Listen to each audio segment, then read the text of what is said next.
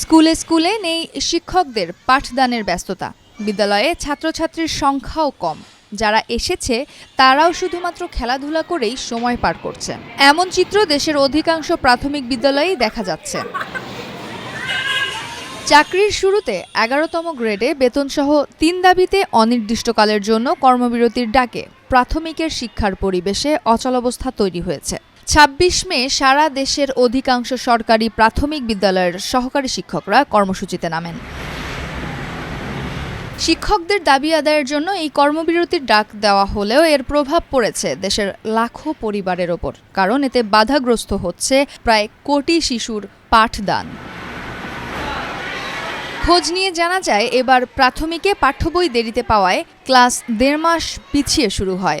এছাড়াও এর আগেও অর্ধদিবস কর্মবিরতি করেন শিক্ষকরা।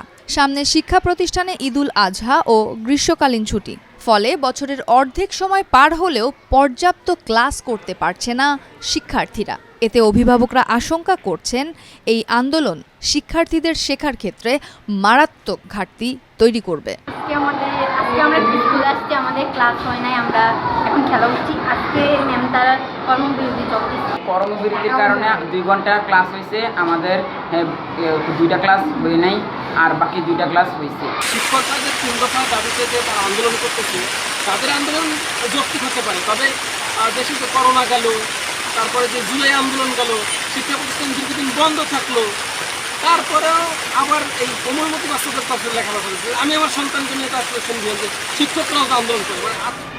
তবে দাবি আদায় না হওয়া পর্যন্ত কর্মসূচি অব্যাহত থাকবে বলে জানিয়েছেন আন্দোলনকারীরা। তাদের দাবির মধ্যে রয়েছে প্রাথমিক ও উপানুষ্ঠানিক শিক্ষার মানোন্নয়নে করা পরামর্শক কমিটির সুপারিশের যৌক্তিক সংস্কার করে সহকারী শিক্ষক পদকে শুরুর পথ ধরে ১১তম গ্রেডে বেতন নির্ধারণ, ১০ বছর ও ১৬ বছর পূর্তিতে উচ্চতর গ্রেড প্রাপ্তির জটিলতা নিরসন এবং প্রধান শিক্ষক পদে শতভাগ পদোন্নতি সহ দ্রুত পদোন্নতি। আমরা শিক্ষক হিসেবে আমাদের শুধু একটু প্রাপ্য সম্মানটা আমরা চাচ্ছি। যেমন আমাদের 3 দফা দাবি নিয়ে আমরা মাঠে নেমেছি। যেমন প্রধান শিক্ষক পদে সরাসরি আমাদের পদোন্নতি চাচ্ছি। 2 নম্বর হলো 10 ও 16তম যে বছরের যে আমাদের উচ্চতর গ্রেড, এটা নিরসনের দাবি চাচ্ছি। আর 11তম গ্রেডে আমাদের বেতন নির্ধারণের জন্য আমরা আবেদন করছি সরকার মহোদয়ের কাছে। শিক্ষক সমাজ আমরা কাজ করছি। এই 3 দফা যদি ইনশাল্লাহ সরকার আমাদের দিকে তাকান, আমরা ইনশাল্লাহ আমাদের কর্মসূচি থেকে আমরা চলে যাব।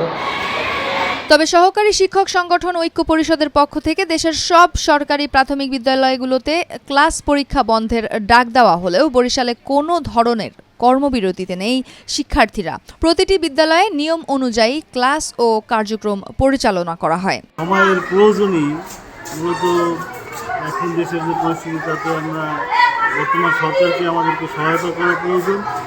যেহেতু নতুনভাবে দেশ গঠনের একটা ব্যাপার আছে, সেক্ষেত্রে আমার মনে হচ্ছে যে